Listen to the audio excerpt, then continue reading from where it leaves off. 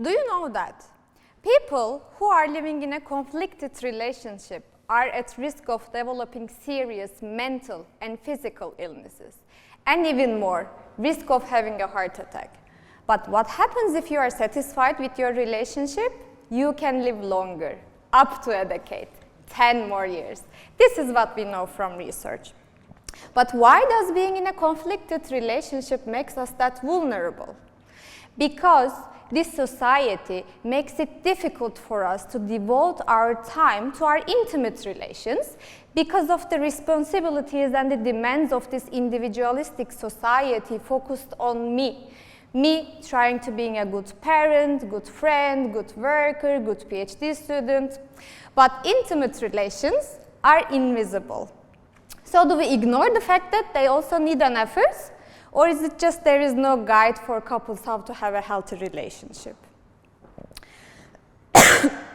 If there is no guide for couples, and on top of that, couples see the couple therapy as a last chance, this responsibility is on us as social scientists. We need innovation.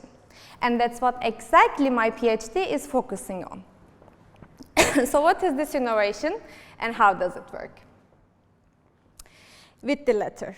We call this relational letter writing, but couples call this magical letter. Let's see where the magic is. So this method is consisting of 3 sessions and a letter.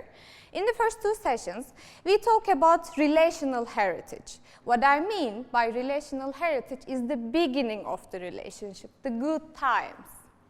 So in these conversations, we take the focus away from the problems and the fights that have been going on for a while to the beginning of the relationship, to the root, to the base of the relationship. And now it's time for the letter.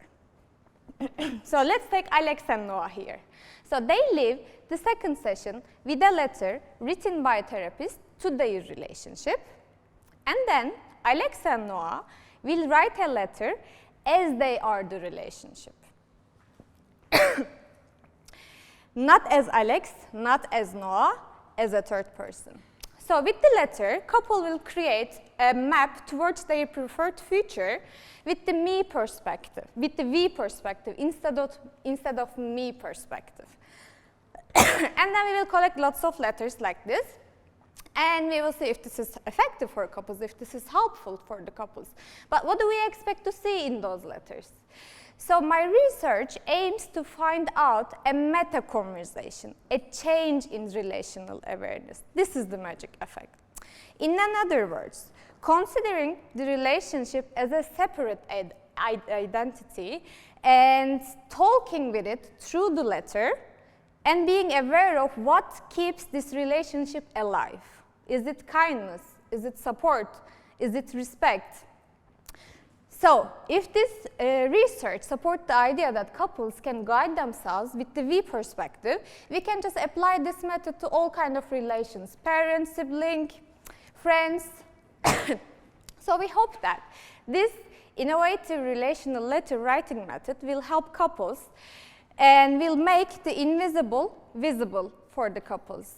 So, use the letter because it can take a turn for better. Thank you.